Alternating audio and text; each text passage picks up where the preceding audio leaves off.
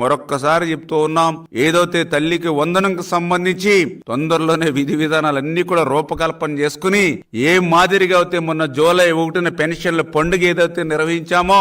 ఏ మాదిరిగా అయితే మరి అన్నా క్యాంటీన్లు ఏదైతే ఆగస్టు 15 ఒక పండుగలాగా ప్రారంభిస్తామో, ఏ మాదిరిగా అయితే ఉచిత ఇసుక ప్రజల ఇచ్చి ఆనందం చూసామో, ఏదైతే ల్యాండ్ టైటిలింగ్ యాక్ట్ రద్దు చేసి ఆస్తులు కాపాడామో, అదే విధంగా మరి ఏదైతే డిఎస్సి ఇచ్చి యువత మరి డ్రగ్స్ గంజాయి పాట పట్టకుండా వాళ్ళకి ఉద్యోగ ఉపాధి కల్పన చేశామో, ఆ మాదిరిగానే అన్న మాట ప్రకారం తల్లికి వందనం కూడా ఒక పండుగ వాతావరణంలో ఆంధ్రప్రదేశ్ రాష్ట్రంలో ఇచ్చినటువంటి మాటకు కట్టుబడి అమలు చేస్తాము. ఇచ్చినటువంటి ప్రతి హామీని ఈవేళ